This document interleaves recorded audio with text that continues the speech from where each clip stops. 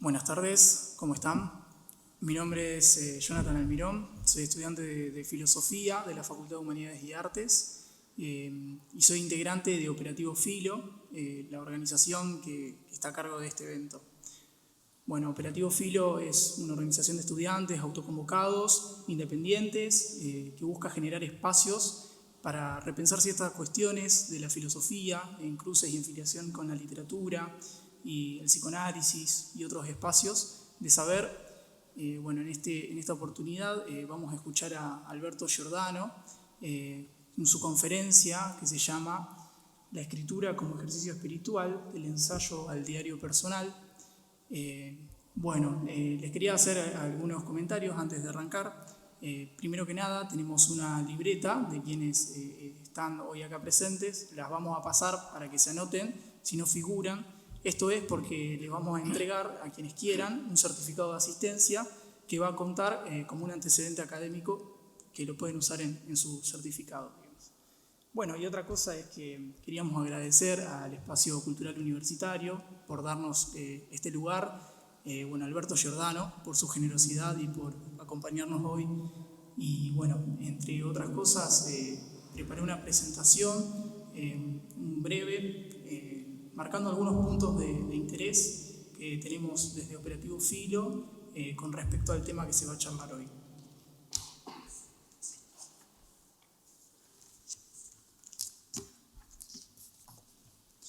El día 4 de diciembre de 2014, Alberto Giordano posteó en su diario de Facebook la siguiente reflexión sobre aprender y enseñar. Cito: el profesor puede tener poco para transmitir, 2 o 3 ideas interesantes y modos no siempre sutiles de exponerlas, pero si un estudiante se las apropia activamente y las pone a jugar en contextos que el profesor ignora o desconoce para amplificar sus resonancias o impugnar sus pretensiones, el aprendizaje habrá sido provechoso. Solo si hay apropiación activa puede haber aprendizaje. El profesor, sus ideas y sus modos no habrán sido más que la ocasión. Fin de la cita.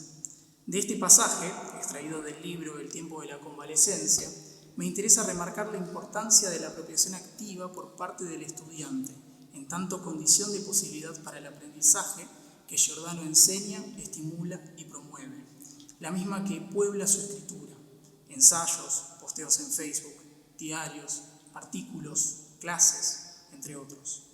Sin embargo, es necesario aclarar que una apropiación activa del texto por parte del estudiante solo será posible a condición de que quien enseñe también ponga a jugar algo del orden del equívoco y la dificultad, porque sin dificultad tampoco hay aprendizaje. Alberto es muy insistente en ello en su último libro titulado Sobre la interpretación. Conviene que leamos este consejo del profesor ensayista como una forma de explicitar su propio método, a saber, para poner a jugar una idea fuera de su contexto y ensayar otras variantes, es necesario asumir el lugar afirmativo del estudiante irreverente que se apropia de las ideas y crea a partir de ellas, exponiéndolas al conjugarlas con intereses y resonancias de orden personal, íntimo. El mismo juego que Deleuze empleaba para construir sus monografías y pensar con Kant más allá de Kant, por citar un ejemplo.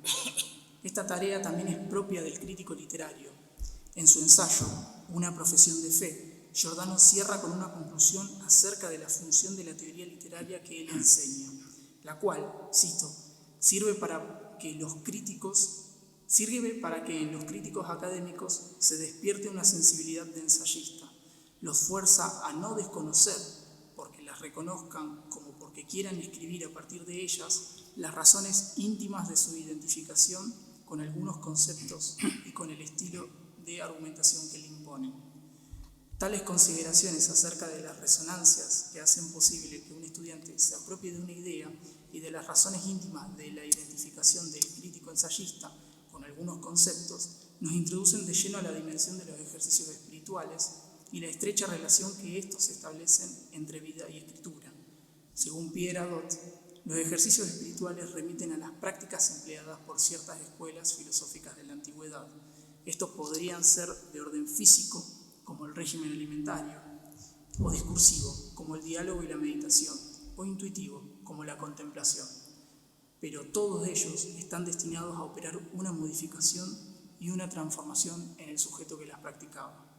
La palabra espiritual no remite aquí a un cierto lugar común capitalizado por el discurso de la autoayuda y el coaching ontológico, sino que busca señalar el proceso de transformación de la propia vida, frente a la reticencia generalizada que incluso Alberto mantenía cuando me comentó el título de su conferencia y sugirió reemplazar ejercicio espiritual por el análogo forma de vida.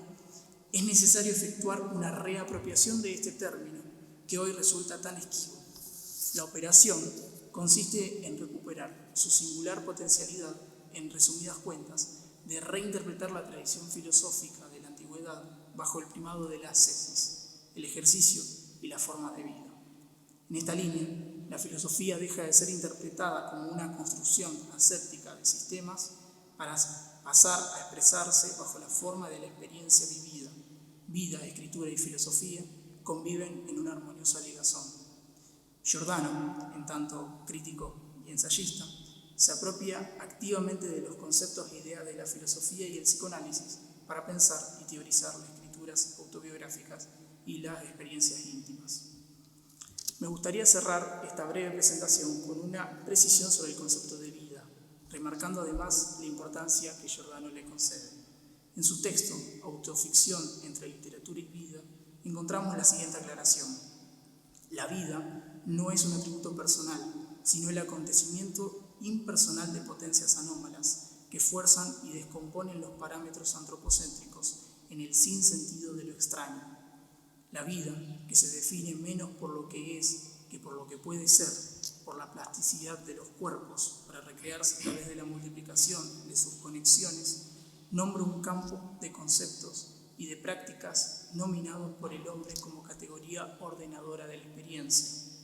La vida, no como desarrollo o permanencia, sino como devenir indeterminado, es decir, como ritmo y alternancia entre movimientos heterógenos, expansión, contracción, inclinación, desvío, que no responde a un plan preestablecido. Fin de la cita.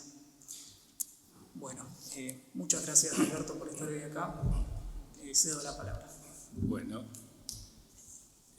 Bueno, muchas gracias. En primer lugar a los asistentes por haber venido. Siempre es muy estimulante que haya asistencia.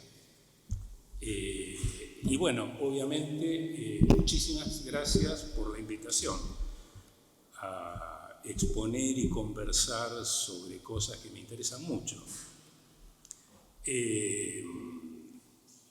Estoy muy contento por esta ocasión de poder exponer y conversar sobre cosas que me interesan mucho frente a un auditorio que supongo que tiene un interés similar o por lo menos curiosidad respecto del tema anunciado.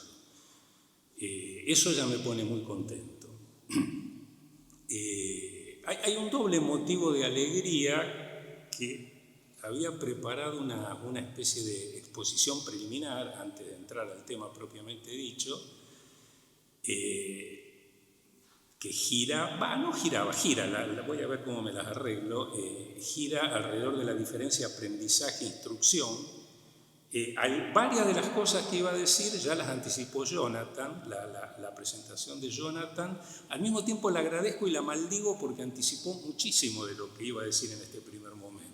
Entonces lo iba escuchando y digo, ¿qué hago? ¿Me lo salteo? Bueno, vamos a ver cómo me la arreglo. Fue una presentación muy generosa en el sentido que se tomó el trabajo de leer, pensar y anticipar ya el diálogo en el que vamos a entrar. Pero debo reconocer que me tomó de sorpresa y me quitó algunos golpes de efecto con los que iba a empezar.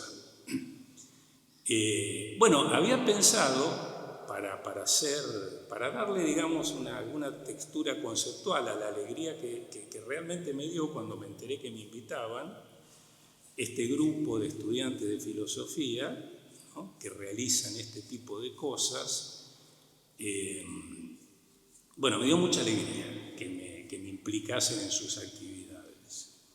Entonces empecé a razonar, ¿cómo transmito en el comienzo de la charla las razones de esa alegría, que no son solamente sentimentales, seguramente también lo son.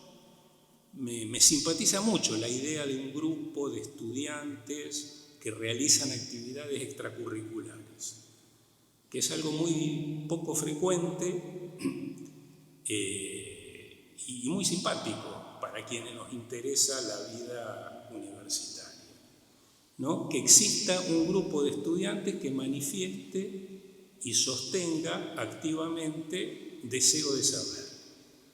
Saber en ese sentido del fragmento del diario que recordó Jonathan, ¿no?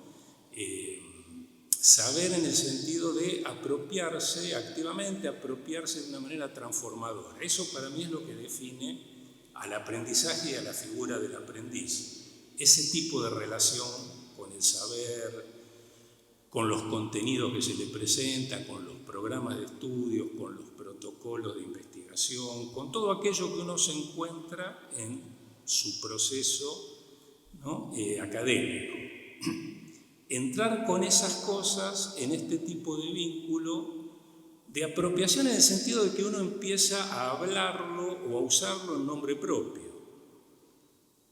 Y es ese, ¿no? ese modo tan apasionante y tan exigente. Es difícil hablar en nombre propio, hacerlo auténticamente, ¿no? Siempre es difícil, presupone que uno está realizando mientras habla toda una serie de operaciones, bueno, que tienen que ver con la idea de ejercicio espiritual.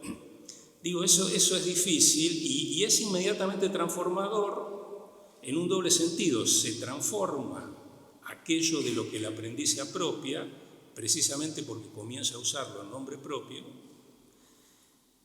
y se transforma el aprendiz, el estudiante se vuelve aprendiz, ¿no? En tanto comienza a explorar por interés, por curiosidad, por amor a la dificultad, por esnobismo, por la razón que sea, comienza a explorar posibilidades que no están dadas, que no le fueron dadas.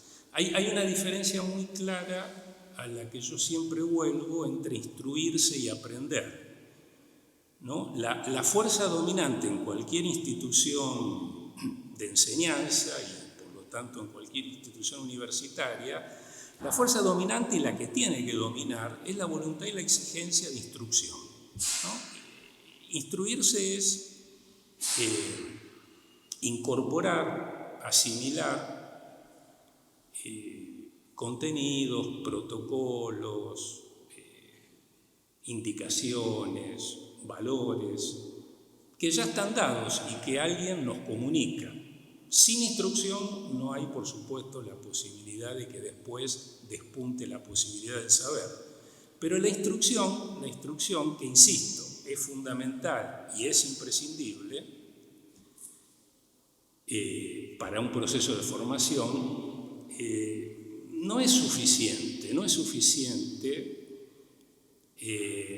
el sentido de no es suficiente para quienes aspiramos a que tanto el estudiante como el profesor devengan aprendices en el acto de la enseñanza. Es una condición necesaria, pero no suficiente para que haya aprendizaje, la instrucción. Y el aprendizaje no tiene nada de extraordinario, no es un superpoder. No es que los aprendices son los superhombres, en absoluto. Muchas veces uno aprende y ni siquiera lo nota, ni siquiera lo sabe, simplemente por curiosidad, por seguir una pista, otra pista, traducir una cosa a otra, asociar, y eso lo va llevando a lugares que desconocía cuando comenzó la marcha. Y bueno, y en la medida en que eso tenga algún tipo de uso, ¿no? Podríamos hablar de que un proceso de aprendizaje parece haberse cumplido. Decía, los procesos de aprendizaje o el acto de aprender con el que yo identifico a este grupo de estudiantes, y por eso me pone particularmente contento que me hayan invitado, decía que los procesos de aprendizaje, si bien no tienen nada de extraordinario, son infrecuentes. Entre otras razones, porque acá no sé qué adverbio usar, pero bueno, iba a decir por lo general, así que lo voy a decir.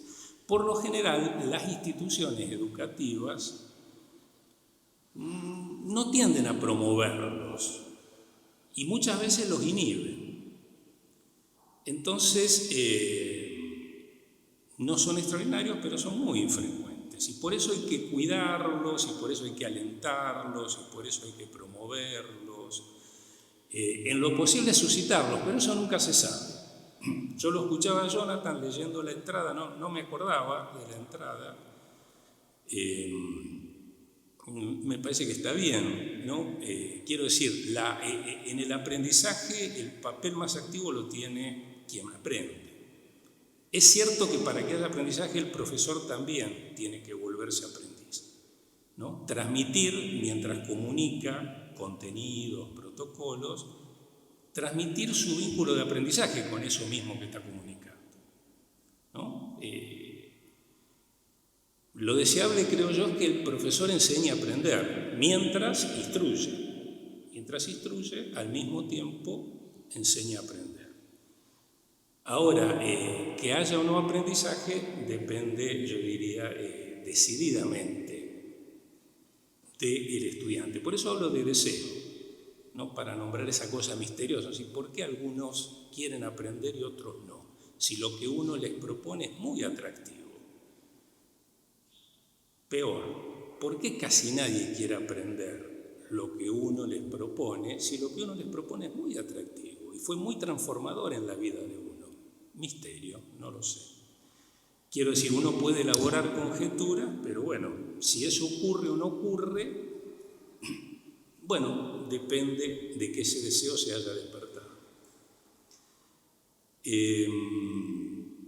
Bien, bueno, esta era la exposición, la tenía un poquito más armada, pero se me desbarató, porque bueno, mi versión escrita era mejor, la entrada me gustó, escucharla y me pareció que era muy oportuna comenzar con la entrada, pero bueno, me quitó el efecto, sobre todo sorpresa, y lo voy a sorprender, en vez de entrar con el tema voy a empezar hablando de aprendizaje, y bueno, cuando llegué yo ya era un lugar común, pero está bien, es un lugar común sobre el que hay que insistir muchísimo, sobre todo esta idea de manifestarlo y sostenerlo, ¿no? El aprendizaje siempre es extracurricular, aunque se realice durante una cursada, aunque se realice en una clase de una materia, una clase que se supone los contenidos que se comunican en esa clase van a ser evaluados, incluso en ese contexto, si despunta el aprendizaje, ese proceso se vuelve extracurricular. No responde a los objetivos previstos, su realización va a exceder las posibilidades de evaluación convencionales, y eso es lo que tiene de particularmente valioso y potente, el aprendizaje y la existencia de grupos que manifiesten ese deseo y que lo sostengan. Bueno, paso entonces ahora sí a la charla. Bueno, como bien dijo Jonathan, yo le había dicho, tuvimos una charla en la que yo le decía, mira, tengo un trabajo que ya escribí hace un tiempo, pero que sigue siendo bastante representativo de las cosas que me interesan conversar con estudiantes o con colegas. Es un trabajo bastante representativo de lo que ha sido mi devenir como crítico y de ciertos avatares, ciertos desplazamientos, ciertos saltos que se produjeron en ese devenir. Entonces me parecía que, aunque es algo que ya tiene un tiempo, yo podía volver ahí, a leerlo, a comentarlo, a subrayar algunas cosas para conversar, etc. Vamos a ver qué pasa, cómo sale. El título original de esto que voy a ir leyendo y comentando, bueno, era el que finalmente tiene la charla, ¿no? En realidad tenía una ligera variación, eran las escrituras de sí mismo como ejercicios espirituales. las escrituras de sí mismo, el ensayo y el diario como ejercicios espirituales. Pero estaba en el título esta noción, este sintagma, ejercicio espiritual.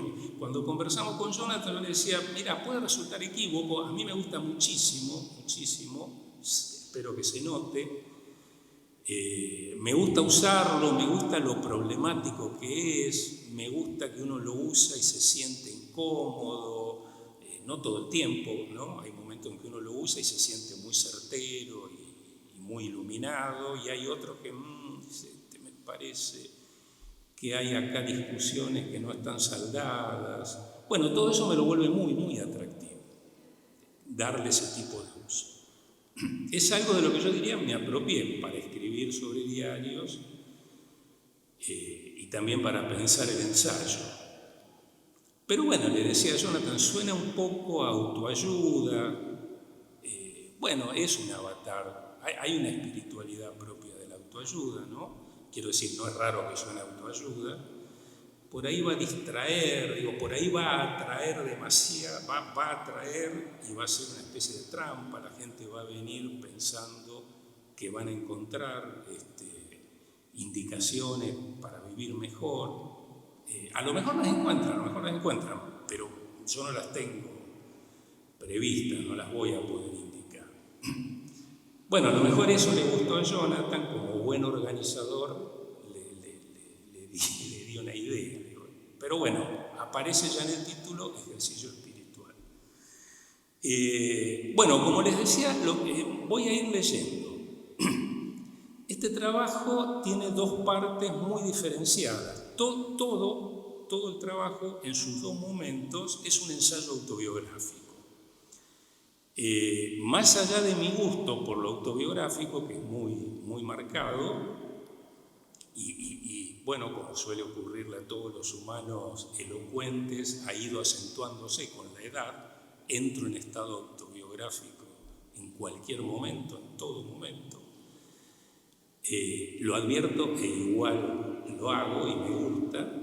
Pero digo, más allá de este gusto personal, creo que las razones del recurso al autobiográfico en este trabajo y para esta charla se van a explicar por lo que el trabajo mismo dice. En todo caso, después lo podemos conversar.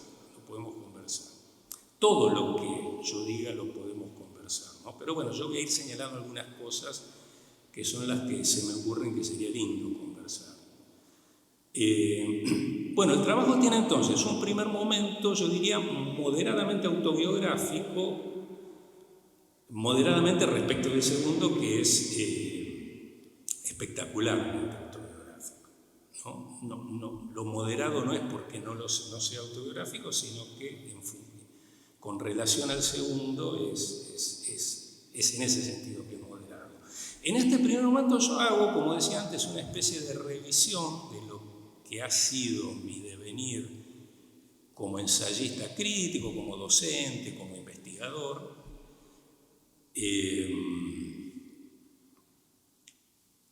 Y reconstruyo, fabulo ese devenir, tomando como referencia un concepto en particular, podría haber sido el de vida, o el de la relación literatura y vida, pero es el de ejercicio. Y es por esa vía obvia, ¿no?, que voy a llegar a ejercicio espiritual. El segundo momento es otra cosa. El segundo momento sería algo así como la exposición de algunos ejercicios supuestamente espirituales o pseudo ejercicios espirituales que yo habría realizado como diarista. Para la primera parte, antecediendo a la lectura de la primera parte, me pareció conveniente hacer una especie de referencia contextual. Para algunos va a ser muy ociosa, pero seguramente para otros puede ser instructiva. Yo comienzo haciendo una referencia al último Barthes, al último Roland Barthes. Por si alguien no lo sabe, posiblemente todos lo sepan, pero por si alguien no lo sabe, Roland Barthes es un crítico, ensayista, escritor francés del siglo pasado. Nació en el 1915 y murió en el 80, muy prematuramente, cuanto más me acerco a la edad en la que murió Barthes, más advierto lo prematuro de su muerte. El año que viene voy a tener la edad que tenía él cuando murió, o sea que era un muchacho en la plenitud de su obra crepuscular. Bueno, Barthes ha sido para mí, si es posible, siempre tengo la duda, ¿no? Y Barthes ha sido para mí un maestro. Después, cada vez que lo digo, pero con un maestro me parece que uno tiene relaciones, ahora diríamos presenciales, ¿no? Por ejemplo, digo, Juan Ritvo fue mi maestro por el tipo de vínculo que establecí con su gestualidad, con su voz, con el modo de pararse, con todo eso, ¿no? Además de con los modos de relacionarse con el saber, modos de leer. Todo eso vino junto y impactó junto. A Barthes nunca lo vi, ni siquiera lo leí mucho en su lengua original, lo he leído en francés, pero mi Barthes es español, por eso digo Barthes, no digo Roland Barthes, sería correcto, pero es Barthes, fue Barthes cuando me enamoró y, bueno, hace 40 años que lo enseño, o que vuelvo a él, o que siempre estoy hablando de él, con él, contra él. Es decir, tiene para mí, en esto que llamo mi devenir, como ensayista, crítico, investigador, docente, bueno, tiene un lugar de referencia eminente y privilegiado.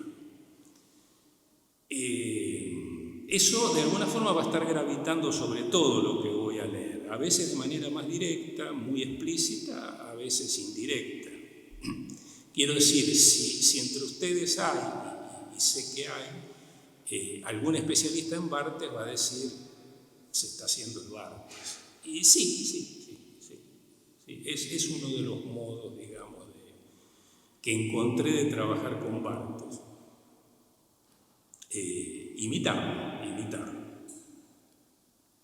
En la obra de Barthes hay un último momento, el que se llama el momento del último Barthes.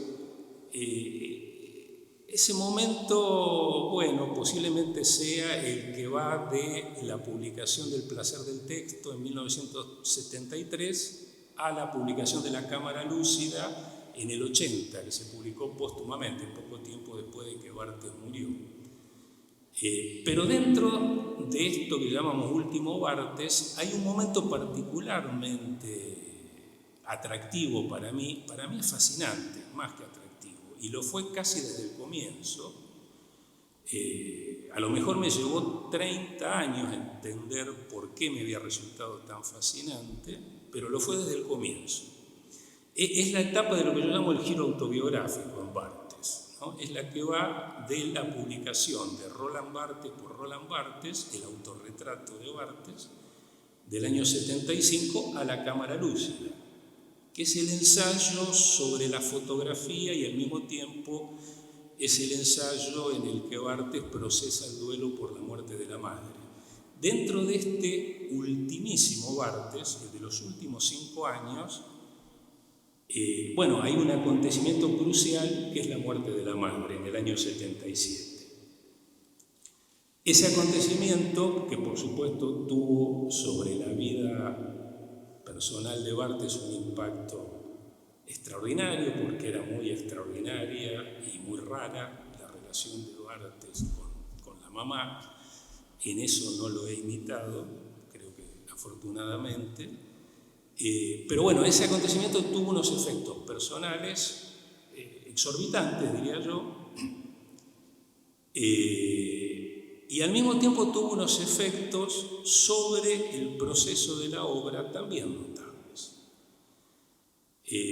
A partir de, ya en el 77, ya en el diario de duelo que lleva Barthes cuando muere la madre, lo empieza a llevar en el año 77, al día siguiente que muere la madre, Barthes empieza a llevar un diario de duelo.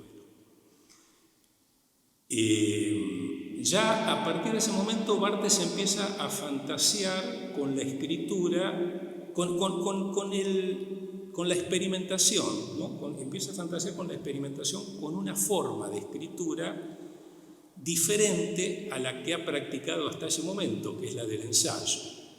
La llama novela desde un comienzo. voy a escribir una novela, ¿no? Deseo escribir una novela. Pero bueno, esa novela se sabe, él mismo lo sabe desde un comienzo, que no va a ser una novela en un sentido convencional. No va a ser una narración con personajes, con una trama. Novela nombra el deseo de que la escritura se transforme en una dirección literaria, ¿no? El ensayo crítico, el que practicó Barthes hasta prácticamente el final de su vida como escritor, el ensayo crítico, lo dice el propio Barthes, está en una especie de antesala, ¿no? Busca un diálogo íntimo con la literatura, pero se retiene un poco más acá de la literatura. Esta fantasía de la novela, ¿no? De la novela del ensayista, presuponía, yo diría, un entrar a la literatura, o un salirse fuera de sí del ensayo en esa dirección siempre incierta, indeterminada de la literatura. En algunos ensayos, cuando Barthes reflexionaba sobre este deseo de novela, habla de la búsqueda de una tercera forma, una forma entre el ensayo y la novela. Bueno, hay resonancias de todo esto en el comienzo de lo que voy a leer. Y bueno, creo yo, mucho más allá del comienzo, pero son muy explícitas en el comienzo. Bueno, ahora sí empiezo a leer.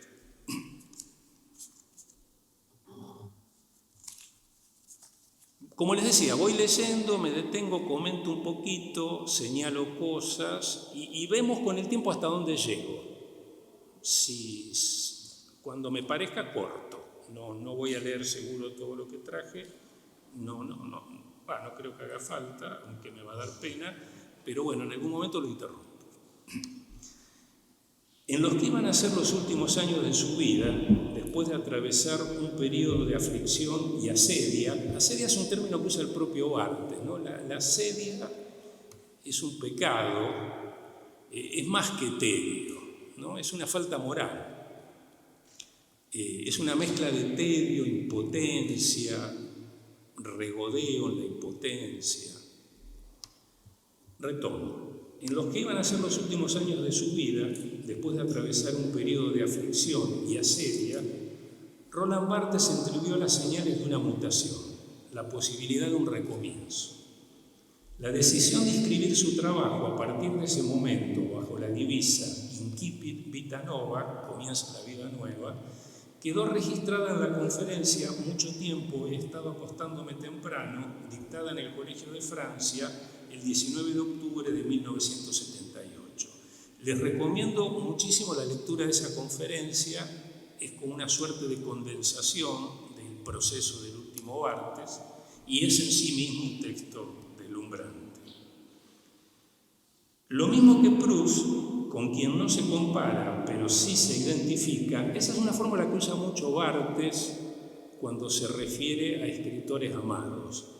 Proust, Gide, dice, no me comparo, pero me identifico. Es decir, no me comparo, yo podría decir, no me comparo con Borges, pero me identifico con la ética de ensayista borgiana. Ese es en ese sentido que Barthes usa esa expresión feliz, ¿no? No me comparo, pero me identifico. Lo mismo que Proust, Barthes liga el deseo de recomenzar su realización al descubrimiento de una nueva forma de escritura, que ya no sería la del ensayo crítico porque siente que agotó sus posibilidades, ni la de la novela en un sentido convencional porque sabe con certeza que no podría escribir una.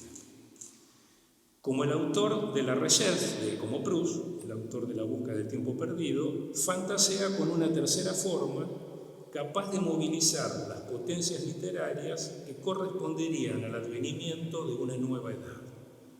Una forma autobiográfica en la que el egotismo pudiera ser trascendido a fuerza de sutileza y fragmentación. Ahí hay dos cosas que quiero subrayar que son muy conversables. Una es esta idea de que siempre hay una continuidad entre forma de vida y forma de escritura, ¿no? Que el surgimiento de una forma de escritura responde siempre a la manifestación de una forma de vida. una mutación en el estilo de vida de alguien podría suscitar una mutación en la forma de escribir esa vida. Tendrían que suscitar. Ese es un asunto. El otro es el del egotismo. El egotismo, bueno, sabrán, y si no lo aclaro, nombra siempre un exceso, el excesivo interés en uno mismo. Yo soy un ejemplo viviente de egotismo. El gusto excesivo por hablar de uno mismo, por referirse a uno mismo. En la cultura francesa, yo diría a partir del siglo XVIII en adelante, muy marcadamente en el XIX y por supuesto en el XX, ya ahora no creo que nadie se sienta incómodo por ser egotista, porque todos lo somos, estamos casi empujados a hacerlo. Bueno, muy pocos eligen una vía de sustracción, quiero decir, no mostrar un excesivo interés en uno mismo. Digo, en la cultura francesa en particular, el egotismo es un motivo, yo diría, más que un motivo, un objeto o una pasión ambigua. Despierta mucha atracción y por eso hay tantos cultores en la cultura francesa del egotismo y al mismo tiempo despierta incomodidad, incluso rechazo. En Barthes esta ambivalencia, esta ambigüedad es muy notable, ¿no? Y por eso está esta idea de la necesidad de trascender el egotismo, ¿no? De ir a partir de uno mismo hacia un más allá de uno mismo. Es una idea muy interesante, muy interesante. Yo, bueno, obviamente no tengo ningún reparo moral con el egotismo, pero es cierto que cuando, a lo mejor trascendencia es un término demasiado fuerte, no importa, lo uso. Cuando se trasciende a sí mismo en alguna vía desconocida, el egotismo se cobra una intensidad mucho mayor, se vuelve más interesante. El sí mismo se vuelve más curioso, más atractivo, más incierto. Bien, esas son las dos cosas que quería dejar ahí indicadas. En las clases de su último curso, la preparación de la novela, publicadas póstumamente, Barthes imaginó esta forma híbrida, la tercera forma, como un engarce aleatorio de notaciones circunstanciales capaces de articular la elegancia sintáctica con la verdad del instante en el que se insinúa un afecto. Eso sería la novela en Barthes. La fantasía de, a través de una notación sutil, elegante, discreta, poder capturar el despunte de un afecto, el despunte circunstancial del afecto. También por la vía de la identificación, proyectándome en algunos gestos y afirmaciones del propio Barthes, quisiera esbozar en la primera sección de estos apuntes una ojeada retrospectiva sobre mi labor como crítico literario para reconstruir la trama de decisiones e imprevistos que me llevaron a buscar otras formas de escritura, más allá de los marcos retóricos habituales, con el propósito de encauzar nuevas inclinaciones afectivas, las que corresponderían a una edad en la que ya se aprendió que la supervivencia es la forma más intensa de vida. Ahí hay otra cuestión que quiero subrayar y dejarla expuesta a la charla. Es esta valoración en mí muy insistente, por haberme apropiado de algunos autores y haberla vuelto mía, esta valoración de la sobrevivencia como el modo más intenso de vida. Supongo que habrá sido en una muy conocida entrevista de Derrida, que se titula Aprender por fin a vivir. Es una de, si no la última, una de las últimas entrevistas que dio Derrida en vida. Bueno, sí, sería raro que diese entrevistas desde el cielo o desde el infierno. No sé dónde estará Derrida.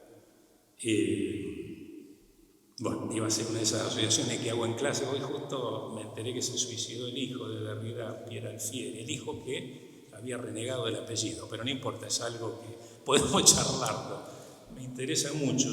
La relación de Derrida con sus hijos es algo de la biografía de Derrida que me apasiona. Y en particular con este hijo que fue el hijo filósofo y escritor. Pero bueno, no viene al caso. Digo, en esta entrevista, que la dio unos días antes de morir de cáncer, Derrida vuelve sobre algo sobre lo que yo había escrito y sobre lo que antes había escrito Heidegger, ¿no? La idea de que la supervivencia, lo cito, constituye la estructura misma de lo que llamamos existencia. Somos estructuralmente supervivientes. Es decir, hay una supervivencia, podríamos decir, circunstancial. Hay momentos en los que nos sentimos sobrevivir o somos sobrevivientes de una catástrofe, o de una pandemia, o de una experiencia traumática, y hay otra sobrevivencia esencial, ¿no? Que hace a, yo diría, la condición paradójica de nuestra existencia, que somos sin ser, que somos sin fundamento, que somos sin causa ni fin. Y es algo bastante extraño, ¿no? Bien, eso es algo que yo no tuve que esperar a los 55 años para entenderlo, porque, digamos, mi instrucción ya me había llevado a saber, que la supervivencia tiene un valor ontológico. Pero lo aprendí, me lo apropié y lo empecé a usar con referencia a mi propia experiencia y a cosas a las que me refiero, sí en ese momento. También ahí, digamos, hubo un cambio, seguramente muchísimo menos pronunciado de lo que yo creo. Hubo un cambio de estilo de vida que habría motivado un cambio o una búsqueda de cambio de forma de escritura. Me reí antes porque cualquiera que me conozca de cerca diría, no nos dimos cuenta si hubo un cambio de estilo. Sos siempre muy igual a vos mismo. Pero bueno, alguna cosa yo creo que cambió. Bueno, de eso va a hablar también lo que sigue. El recurso a la teoría como reserva de conceptos que aspiran a tensionar la exposición será en mi caso el expediente para intentar trascender el egotismo. A propósito de la insistencia de la palabra cuerpo en sus ensayos de los años 70, Barthes conjetura. En el léxico, esta es una cita de Barthes por Barthes, de esto que antes les decía, es el libro con el que comienza el giro autobiográfico del último Barthes, el autorretrato. El autorretrato de Barthes como ensayista. Barthes se autorretrata en pose de ensayista. Y dice Barthes, en el léxico de un autor no es preciso que haya siempre una palabra maná, una palabra comodín, una palabra maná, una palabra cuya significación ardiente, multiforme, inacible y como sagrada dé la ilusión de que con ella se puede responder a todo. Esa palabra no es ni excéntrica ni central. Es inmóvil y llevada a la deriva, nunca instalada, siempre atópica, que escapa de todo tópico, de todo lugar común. A la vez residuo y suplemento, significante que ocupa el lugar de todo significado.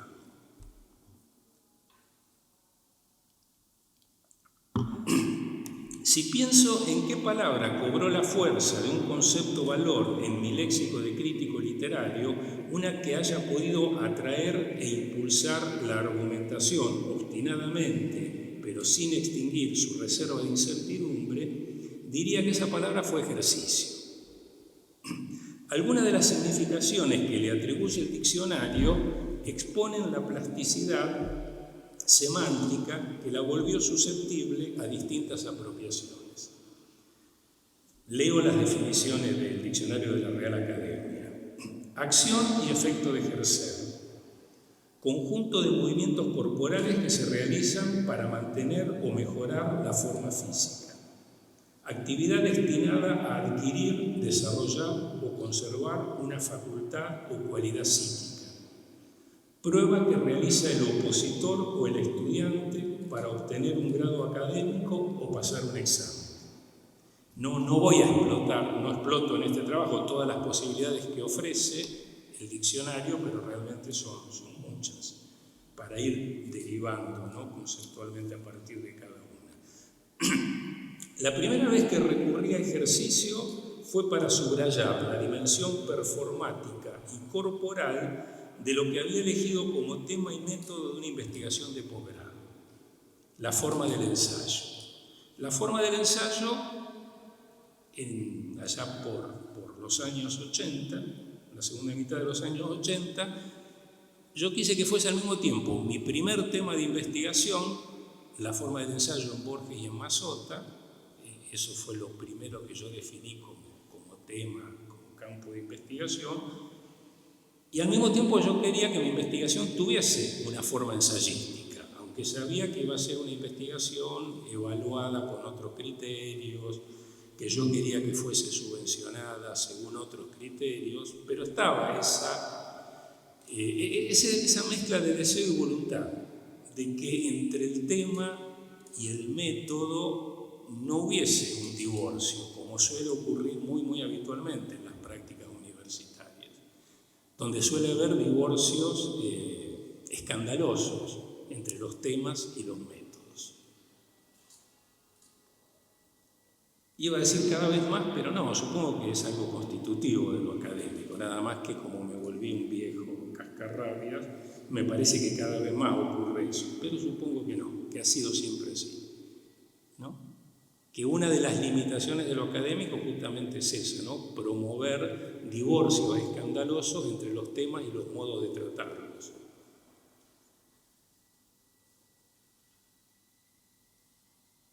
Bueno, en ese momento recurro a ejercicio, empiezo a hablar del ensayo como ejercicio y de la crítica como ejercicio y de la investigación como ejercicio para subrayar el carácter performático y corporal de la crítica, de la investigación, de la escritura, ¿no? El carácter de acto que tienen todas esas prácticas, de acto que compromete la afectividad, la sensibilidad de quien lo realiza.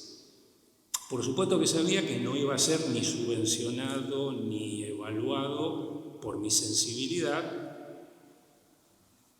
y también sabía que manifestarla podría volverse en algún punto problemático, pero sabía que era lo que quería hacer y que era lo que estaba bien hacer. Y bueno, lo hice. Ahí sí diría, era otro momento, creo que ahora es más difícil. Creo que las morales académicas se volvieron más asfixiantes. Seguramente siempre lo fueron, desde el Renacimiento, pero en eso sí estoy bastante seguro. Bueno, relativamente seguro. Siempre me aparece la idea del viejo cascarrabias, si bien soy tan joven como Barthes un año antes de morir, pero al mismo tiempo oscilo. Digo, no, esta es la típica reacción de viejo, y después digo, no, pero me parece que es cierto. Que hay fenómenos como la corrección política, que es casi como una especie de lengua franca en las humanidades y las ciencias sociales, que promueve este tipo de desgracias a las que me refiero, ¿no? No solo la corrección política en absoluto, ni siquiera prioritariamente, pero bueno, es un fenómeno muy actual. Bueno, cuando me refería al ensayo como ejercicio, tanto a lo que era mi tema de investigación como a lo que yo quería hacer cuando investigaba, sin saberlo no hacía más que retomar a través de un rodeo teórico la denominación que ya usaba el inventor del género, Michel de Montaigne, para señalar cómo se implican retórica y ética en los usos de una prosa argumentativa sin pretensiones doctrinarias o didácticas. Eso es el ensayo para Montaigne, una prosa argumentativa sin pretensiones ni doctrinarias ni didácticas. Esa es la gran invención de Montaigne, en el pleno Renacimiento, en plena, podríamos decir, crisis del humanismo, ¿no? Más que en pleno Renacimiento, en un momento ya de declinación del humanismo. Esta idea de escribo para saber, no para convencer, no para enseñar, no para adoctrinar.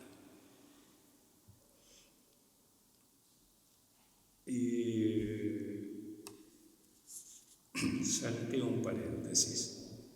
Frente al docto, lo que nosotros ahora llamaríamos el especialista, que encomienda a los rigores del tratado sus ilusiones de conocimiento sistemático y objetivo, el ensayista no oculta sus inercias ni se preocupa ante la posibilidad de equivocarse o contradecirse, ya que no pretende dar a conocer las cosas sino a sí mismo, sus inclinaciones y sus facultades, con todo lo que la subjetividad tiene de cambiante y equívoco. Montaigne era absolutamente consciente de esto, y todo esto está dicho por Montaigne en sus ensayos, ¿no? Presentado con algo que Georges Lukács llamó con mucho ingenio modestia irónica. Todo el tiempo Montaigne es modesto y dice: no, lo mío son solo opiniones, son opiniones de alguien que no está demasiado instruido, mañana puedo cambiarlas, hoy voy hasta donde puedo. Eso es modesto. La parte irónica tiene que ver con que solo en esas condiciones se aprende. Solo en esas condiciones se aprende. Es decir, las condiciones que se me presentan hoy, las limitaciones y los impulsos que se me presentan hoy, las facultades de las que dispongo hoy. Solo poniendo en juego eso se aprende. Lo otro es instrucción, que nunca viene mal en absoluto, pero es otra cosa. El ensayista palpa o roza con la escritura la consistencia de las cosas del mundo para saber de qué modo lo afectan o podrían afectarlo, cómo se le resisten o se le entregan según las fuerzas de su estilo. Es la invención de un estilo lo que permite ese vínculo físico con las cosas del mundo. En la escritura, por supuesto. Es cierto que solo se ocupa de sí mismo, eso lo dice Montaigne desde el comienzo. Y cada ensayista tiene y quiere decirlo. Esto es lo que tengo yo para decir, esto es lo que puedo decir yo.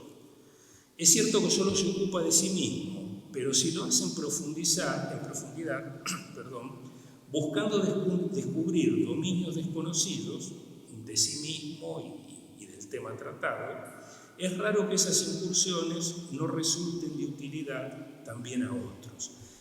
Aquí se da lo que Barthes llamaría la trascendencia del egotismo. En volver sobre uno mismo, pero tras la pista de lo desconocido o lo curioso de uno mismo, ¿no? Qué curioso que ante tales cosas reaccione de este modo. Voy a escribir a ver qué se me ocurre sobre esto.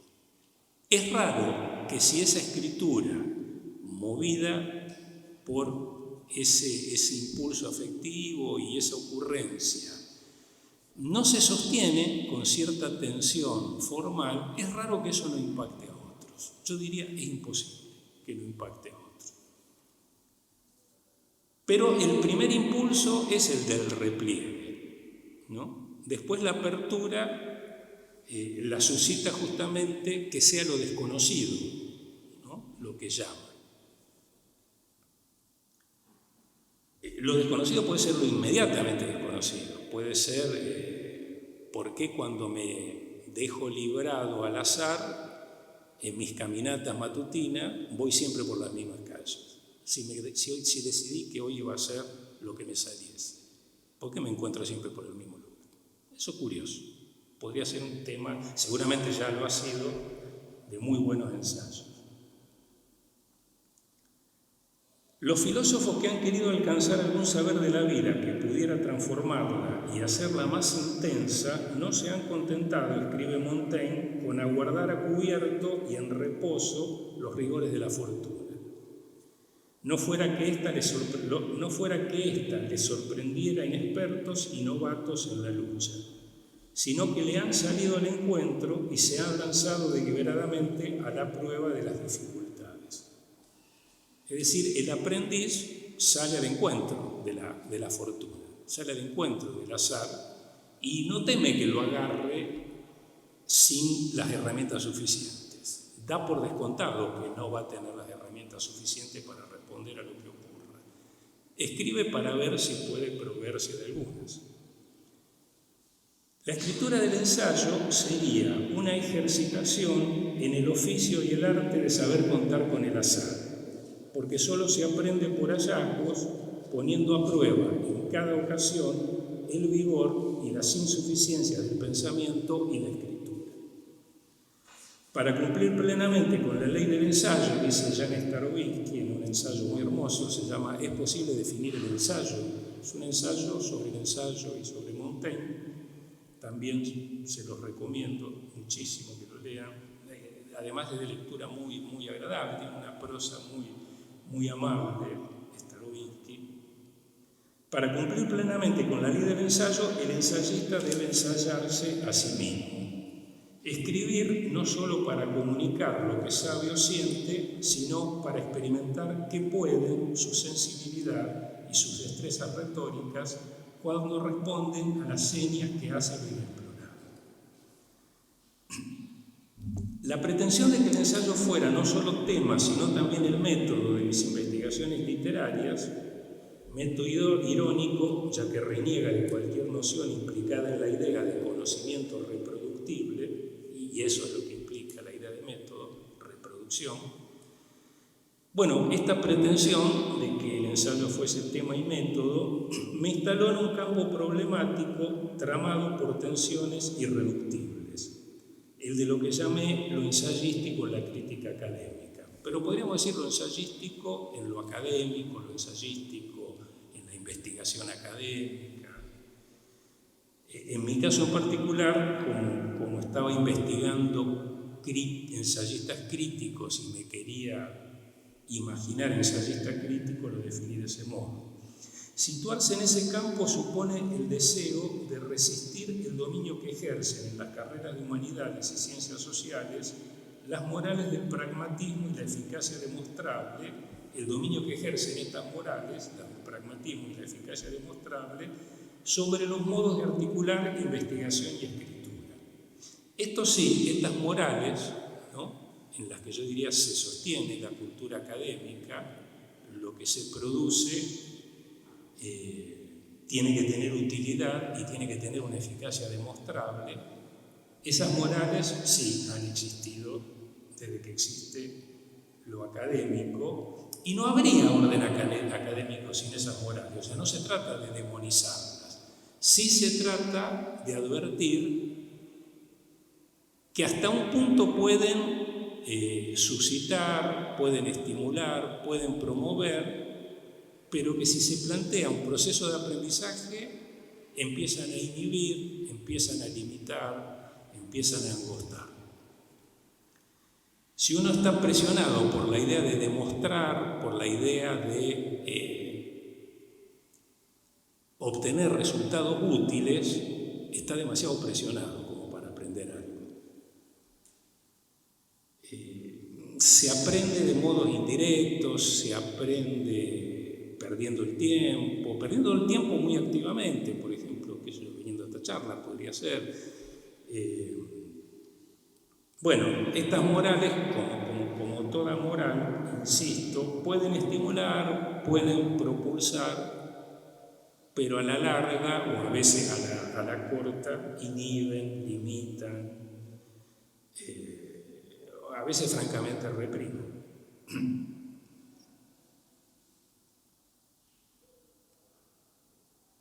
Bueno, quienes asumen estas tensiones intentan restituir estas tensiones propias de lo ensayístico en la crítica académica, ¿no?, en lo académico. Quienes asumen estas tensiones intentan restituirle a los conceptos el vínculo con lo que Adorno llamaba el elemento irritante y peligroso de las cosas que borran o reducen las generalizaciones teóricas. Lo consiguen no reducir lo que tiene de raro, de curioso, de irritante la realidad que ha llamado la atención del investigador o del ensayista. Lo consiguen si adoptan el punto de vista de una subjetividad en estado de inquietud e interrogación, problematizada por el deseo de explicarse qué le ocurre mientras lee, o mientras escribe, o mientras investiga. Este es el tipo de subjetividad propia del ensayo, ¿no? El ensayo es un género O puede ser, porque hay tantas modalidades de ensayo como ensayista, puede ser un género gotista. Ahí también la trascendencia tiene que ver con situarse el ensayista en este estado de inquietud e interrogación y desde ahí referir a sí mismo y a lo que lo pone en estado de escritura. Un investigador literario deviene ensayista cada vez que escribe, no solo para reproducir conocimientos, sino para saber qué pasa entre, por ejemplo, un texto y su lectura, entre ese encuentro incierto y las previsiones teóricas. Acá lo fundamental es esta idea de ensayista se deviene, ¿no? Yo digo, un investigador literario deviene ensayista. Ensayista, lo mismo que aprendiz, se deviene en tanto se han abierto las posibilidades de un determinado proceso de aprendizaje o de escritura ensayística. Hay una especie de sentencia de Chesterton, siempre muy citable en este momento. Él la enunció en un ensayo sobre el ensayo. Dice Chesterton: no se escriben ensayos, se ensaya escribirlos. Uno puede decir, se escriben ensayos si uno cree que el ensayo es un género literario, entre otros, con ciertas convenciones. Lo es, pero solo si uno cree que el ensayo es nada más que eso, se escriben ensayos.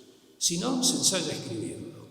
Vamos a ver si esto que me sale es un ensayo o es la reproducción de cosas que ni siquiera sé que estoy reproduciendo.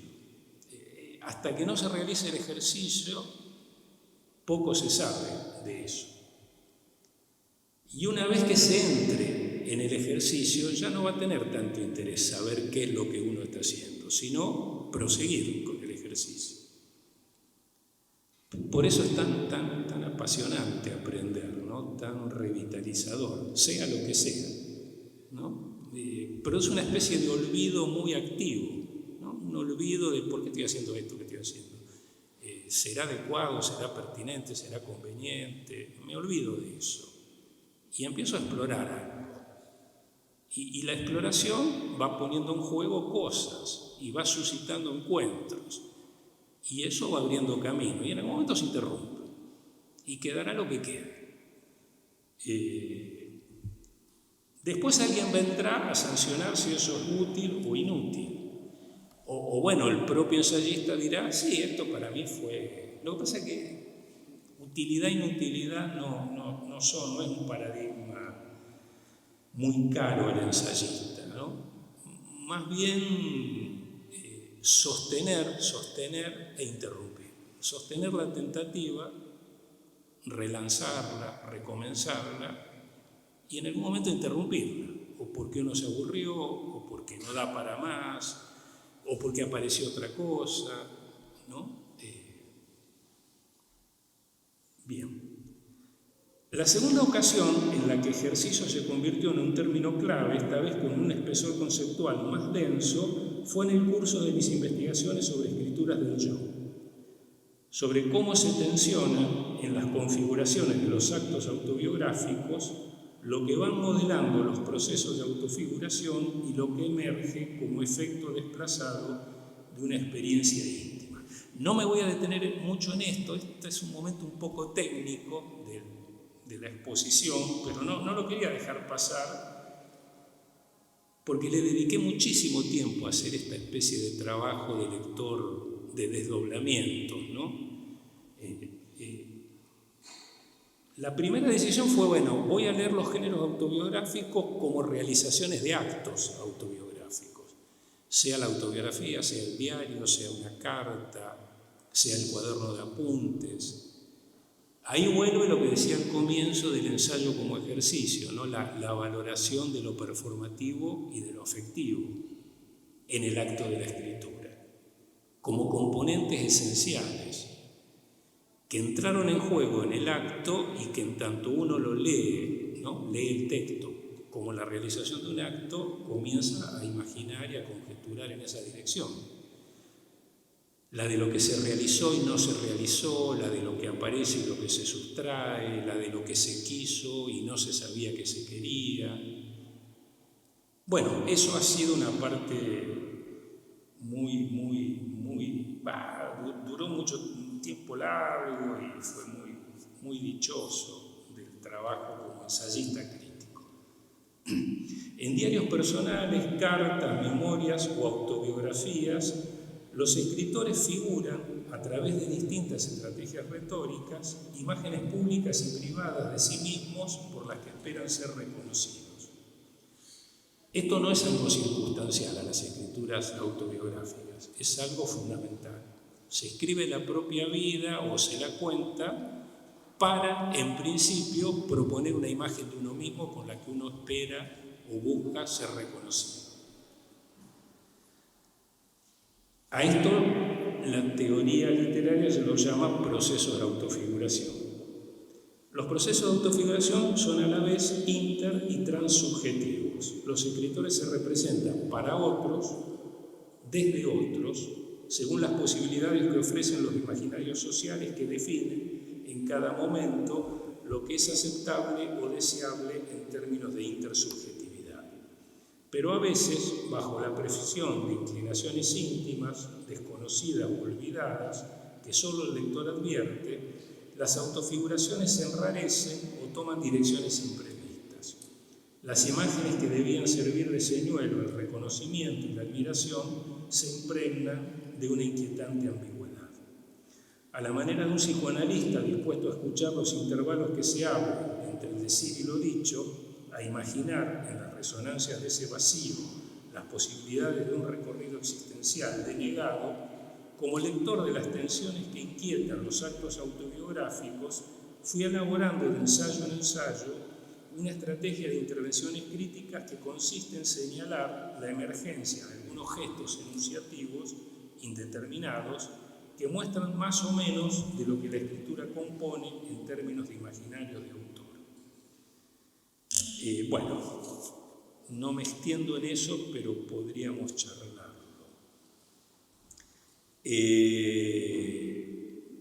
Lo que cuando realizo ese tipo, o realizaba, nunca sé si voy a volver a escribir ensayo o no, pero cuando lo realizaba, cuando salía a la pesca de esos desdoblamientos, es decir, esos momentos de un texto en el que algo se manifestaba que desviaba el proceso de autofiguración en otra dirección, ¿no? El autobiógrafo queriéndose mostrar, por ejemplo, como fraterno, y de pronto aparecen rasgos de mezquindad, de agresividad, de deseo de dominar al otro con el que se está polemizando. Eso fue un trabajo sobre los ensayos polémicos de Cortázar, por ejemplo. En ese momento lo que a mí me interesaba era circunscribir el encuentro de escritura y vida, ¿no? La vida puede aparecer representada en la escritura como historia de vida o como vivencia que uno se atribuye o le atribuye a otro, pero otra cosa es asistir como lector que escribe sus lecturas, al encuentro inesperado de vida y forma. Ahí vida tiene el sentido de lo que citaba Jonathan en la introducción, por eso no me voy a extender. Bueno, aunque me ocupé también de algunas memorias y autobiografías, fueron los diarios, sobre todo los diarios de escritor, los que atrajeron con más fuerza mi interés crítico. Después de haberme aficionado a la lectura de diarios por dos razones complementarias. Es decir, primero fui lector de diarios, un lector apasionado, me encanta. Me gustó desde siempre y me sigue gustando muchísimo leer diarios. Me gusta esa monotonía y ese ritmo que tienen los diarios, ¿no? Y lo que pasa en esa monotonía y en esa repetición. Cuando tengo que fundamentar críticamente ese gusto, apelo a las siguientes razones. Al presentar la vida como un proceso in medias res, es decir, siempre en curso, siempre ya comenzado, al presentar la vida como un proceso in medias res, pautado por la dinámica del recomienzo, ahí tendría que ser el recomienzo y la interrupción, ¿no? La insistencia de lo que no tiene causa ni fin, la forma discontinua del diario es la que produce el efecto de autenticidad biográfica más potente. Esta bueno, es una valoración en la que muchos coincidimos, pero otros no. Que los diarios tienen un efecto de autenticidad, no de verdad ni de sinceridad, sino de autenticidad mayor que, por ejemplo, las memorias o las autobiografías. ¿Por qué? Porque producen una sensación de vida muy intensa, porque al leerlos uno tiene la impresión de que la vida es eso, la forma del diario. Sea la vida de cualquier diarista, ¿no? Recomienzo, interrupción, insistencia, repetición, obcecación, a veces variación, de pronto interrupción.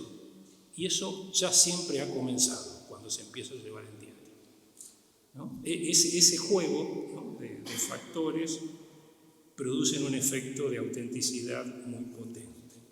Bueno, por otro lado, en los diarios de escritores, lo que siempre me resultó muy, muy atractivo es la figura del diarista, la figura del escritor diarista. En todo diario, el personaje del diarista es uno de los dos factores fundamentales. El otro, creo yo, es el tono y el otro el ritmo, ¿no? El diario del que uno queda fascinado, más allá del valor documental, que a veces leemos un diario por el valor documental, queremos saber algo de la biografía o de la época, pero digo, cuando uno lo lee como una novela, aunque sepa que eso no es ficción y sepa que ni siquiera es narración, ahí seguramente el personaje del diarista se volvió interesante de alguna manera. La escritura se cargó de un cierto tono, es decir, hay una cierta relación entre la escritura y lo que va apareciendo registrado, por ejemplo, la cotidianeidad, y la escritura, la prosecución de las notaciones tiene cierto ritmo. Ese ritmo puede ser, pienso por ejemplo un caso de un diario que me gusta muchísimo, el de la escritora española Rosa Chacel, puede ser el del espesamiento. Es un término que usa la propia Rosa Chacel. Pero bueno, es el mismo ritmo de la novela luminosa del Hebrero. Quiero decir, no es que es un ritmo ligero, sincopado, no, es un ritmo, eso, ¿no?, lo que transmite la idea de espesamiento, ¿no? La cosa se va poniendo cada vez más densa. Bueno, lograr transmitir eso, ¿no?, con recursos convencionales como la escritura puede ser una forma de arte muy atractiva. Pero bueno, cuando digo los misterios alrededor de la figura del diarista, como otra de las razones por las que me resulta tan atractivo los diarios, tiene que ver con las preguntas básicas, las que se hacen todos los teóricos del género. ¿Por qué, para quién y para qué se escribe un diario? ¿No? ¿Por qué alguien que no cree en la coartada de la sinceridad, que no cree en las virtudes terapéuticas del diario, que escribe mucho, y por qué además lleva un diario? Eso siempre puede ser una puerta de entrada muy interesante a la lectura crítica de un diario. Y bueno, está por último la posibilidad de atribuirle al diario, digo, entre las razones que siempre me lo volvieron tan atractivos y de las que usufructué para escribir mucho, debo haber escrito como 10 ensayos sobre diarios de escritores. La última de las razones es la posibilidad de atribuir al diario, entre otras funciones, las que corresponden a los ejercicios espirituales: el conocimiento, el cuidado y el perfeccionamiento de sí mismo. Seguir de cerca cómo se sostienen estos propósitos, qué interfiere o frustra su cumplimiento y cómo inciden en uno y otro caso las pasiones literarias del diarista, aunque no esté haciendo literatura cuando lleva el diario, han sido durante años mi rutina profesional más apreciada.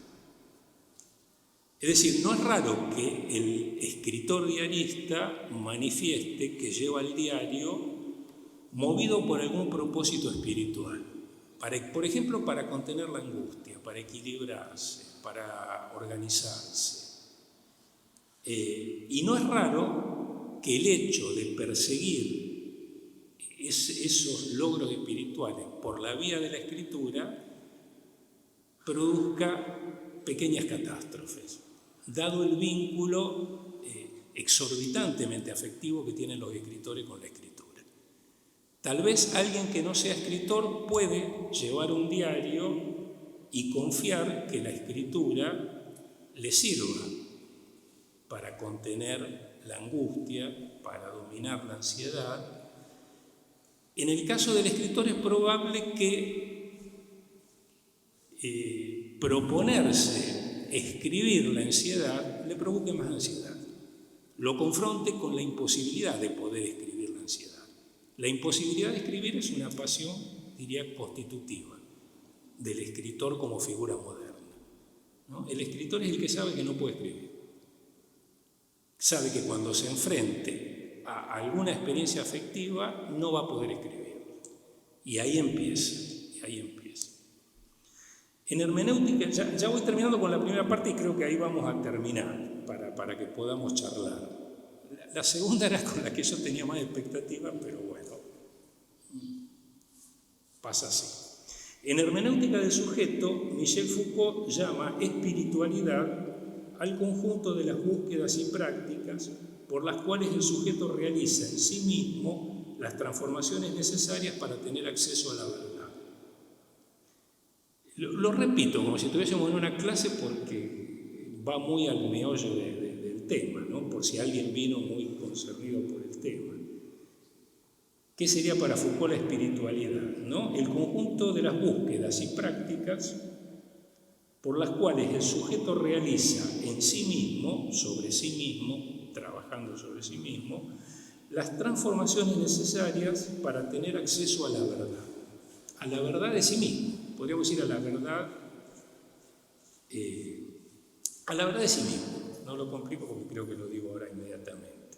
Lo interesante de esta perspectiva, que converge, en realidad habría que decir que puede hacérsela converger, pese al propio Foucault, con la del psicoanálisis como ética de la experiencia inconsciente. Lo interesante de esta perspectiva reside en la presuposición de que solo podríamos acceder a la verdad de nuestros afectos, al misterio de lo que nos mueve al aceptar o rechazar, a hacer o permanecer inactivos, solo podríamos acceder a la verdad de eso si antes realizamos un trabajo de depuración y mejoramiento de nosotros mismos.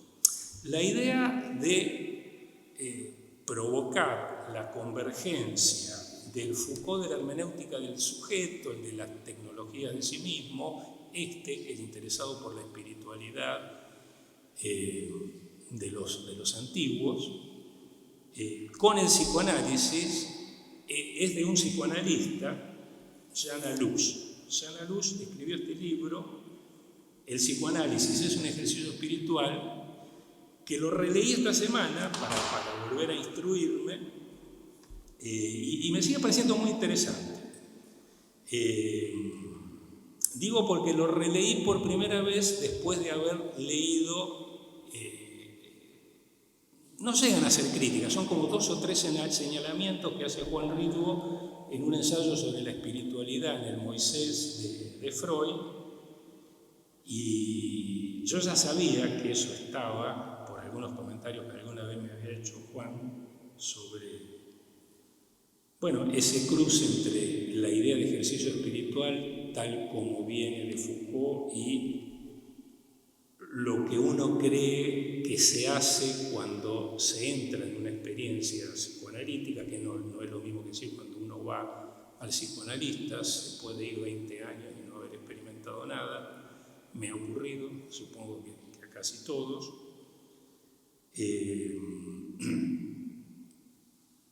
Releí el libro advertido de esto que señala Juan y me parece que resiste bien, si bien es muy susceptible de cuestionamiento. En realidad, no me voy a... Es lo que estuve leyendo esta semana, entonces estoy interesadísimo en esto y me encantaría hablar bastante.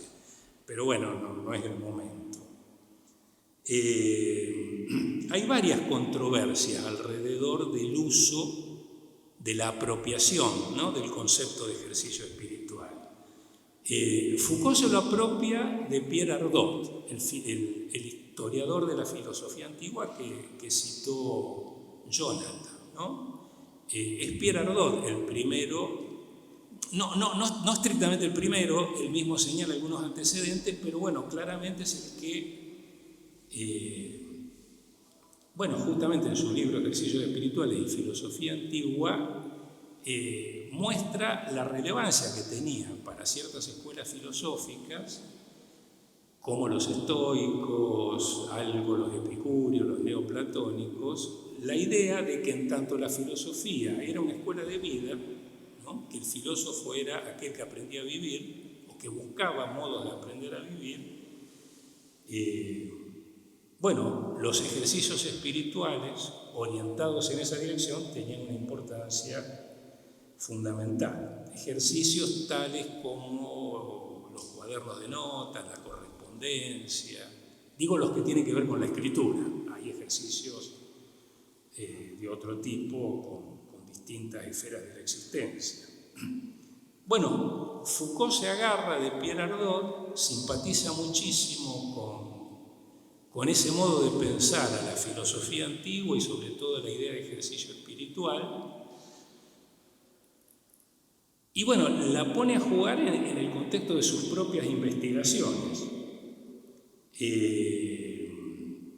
Casi inmediatamente después de la muerte de Foucault, Pierre Ardot escribe, no importa la referencia, porque si no me voy a hacer lo que digo que no tengo que hacer, me voy a extender. Escribe un ensayo muy, muy atractivo destinado a mostrar cómo Foucault lo interpretó mal, cómo Foucault,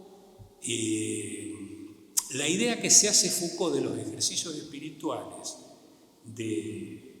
que habrían realizado, por ejemplo, los estoicos, es impertinente, en el sentido de que les atribuye a los estoicos valores, horizontes que no podrían haber tenido. Es una lectura anacrónica, ¿no? Muy, dice Ardot, ligada a qué tipo de ética está procesando el propio Foucault, que, dice Ardot, poco tiene que ver con la de los antiguos. Para Ardot, el ejercicio espiritual lo que busca es la armonía del sujeto que lo realiza con un orden universal general. Armonizar con un orden universal. Eso es lo que, guiado por su maestro, busca el que se ejercita espiritualmente. Y es muy, muy convincente su argumentación, porque obviamente es una argumentación no solo erudita, sino muy inteligente. En ese sí, era esto. No estaban queriendo volverse unos dandis, los estoicos ni los neoplatónicos. ¿Qué es lo que le interesa a Foucault de los ejercicios espirituales? ¿No? Su idea de una estética de la existencia, ¿no? Una forma estética de vida. El ejercicio espiritual como la posibilidad de acceder a una forma estética de vida. Es por este desvío que se lo encuentra a luz y que dice, acá hay cosas que pueden resonar. Yo creo que tiene razón. Lo que le objeta Ridvo, creo que es Ridvo, porque el ensayo que les mencionaba está en un libro que se llama Segregación y Judaísmo en el Moisés de Freud. Lo firman Jorge Hinckley y Juan Ridvo, es una recopilación de ensayos y no hay atribución de autor a cada ensayo, pero yo estoy segurísimo que si lo escribió Juan. Le reconozco todo, sobre todo en ese momento, ¿no? En el que muy irónicamente se refiere a algunos psicoanalistas que se habrían enamorado de la idea de ejercicio espiritual. Y lo que objeta es lo siguiente, que es muy, muy atendible. Dice, lo que olvidan estos psicoanalistas, que la van de jesuitas, dice, es que lo que desatienden al pensar al psicoanálisis como ejercicio espiritual es la vena voluntaria que anima a todas las técnicas del cuidado de sí. Ejercicio espiritual, tecnología del yo, práctica de cuidado de sí, usémoslo en principio como equivalente.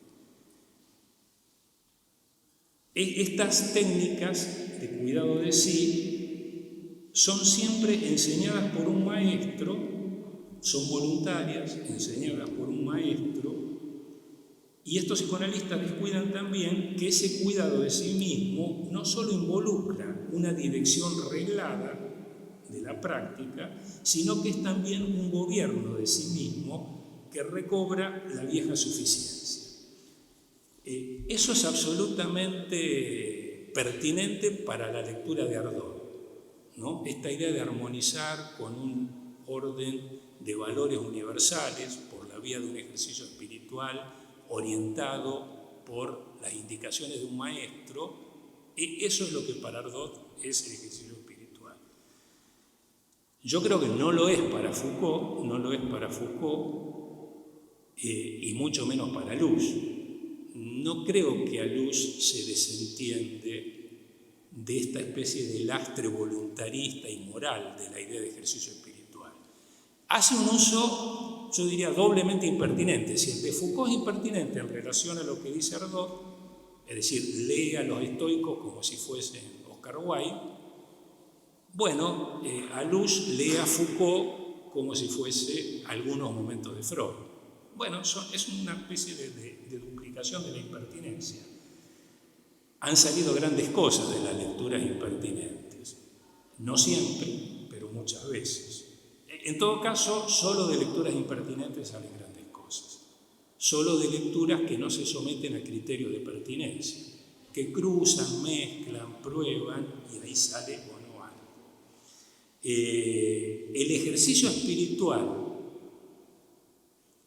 al que nos lleva a pensar el psicoanálisis, la experiencia ética del inconsciente, efectivamente es un tipo de ejercicio muy extraño y paradójico, porque es un ejercicio que solo se realiza en tanto se experimente la resistencia a poder realizarlo. Eso no está en los estoicos ni en los neoplatónicos, no está en Ardot, tampoco está en Foucault. Pero está en Luce y yo lo compro con alegría. Me ha servido para pensar y escribir. Pero bueno, lo que sí reúne a los tres es esta idea de que a la verdad se accede, la verdad no se demuestra ni se revela, la verdad de lo que me mueve, la verdad de lo que, como decía antes, me lleva a volver a la misma esquina cuando había decidido librarme al azar, la verdad de eso que ocurrió. A esa verdad solo accedo por la vía de algún tipo de ejercicio, de desprendimiento, de aligeramiento, de extrañamiento, ¿no? Que no tiene que ver ni con armonizar con valores universales, ni con tomar conciencia de nada, ni con apropiarme de nada. No sé bien con qué tiene que ver, pero no con eso. Voy al final entonces. En los ejercicios espirituales lo verdadero no se demuestra ni revela, se fabrica a partir de un trabajo de selección y desprendimiento que diferencia lo que es conveniente para los procesos vitales de lo que los inmoviliza.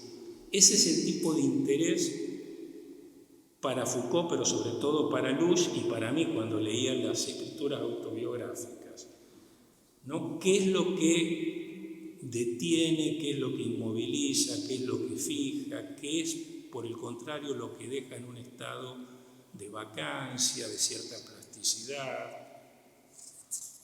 Que la escritura de un diario pueda ser, entre tantas cosas, una de las formas en que se realiza este trabajo de ascesis, supone que, bajo la presión que ejerce el deseo de acceder a la verdad para transformar la vida, una entrada pueda convertirse en otra cosa que un espejo ofrecido a la autocomplacencia. Bueno, hay un último lo leo porque si lo comento voy a tardar más. La lectura de diarios de escritor en clave de ejercicio espiritual se mostró particularmente fecunda en los casos en los que el diarista registra, entre otras vivencias cotidianas, las que corresponden a un proceso patógeno que lo convirtió en sobreviviente. es decir, en alguien que tuvo que asumir la verdad irónica de nuestra existencia, el hecho de que es por la proximidad con el sinsentido de la muerte por lo que la vida puede ganar sentido sin perder plasticidad ni inmovilizarse. La vida, anotó Rosa Chazelle en su diario, es una cosa que, cuando no está amenazada, no se siente. Por eso los diarios de vidas en peligro, amenazadas por enfermedades psíquicas u orgánicas, son los que mejores posibilidades tienen de documentar, como una especie de sismógrafo anímico, la íntima extrañeza de los procesos vitales y de intervenir ocasionalmente en ellos para extraer de lo agónico posibilidades de vida y escritura inauditas. Bueno, la segunda parte eran mis ejercicios de diarista, que la va de espiritualista, pero bueno, quedan para otra ocasión, o las pueden leer. Eran lecturas de fragmentos de los diarios más o menos elegidas pertinentemente. Pero más vale, si quieren, charlemos un poco, si no leo uno. Hay una en particular porque la elegí esta tarde que me apena, ¿no? Bueno, no, pero si quieren charlamos.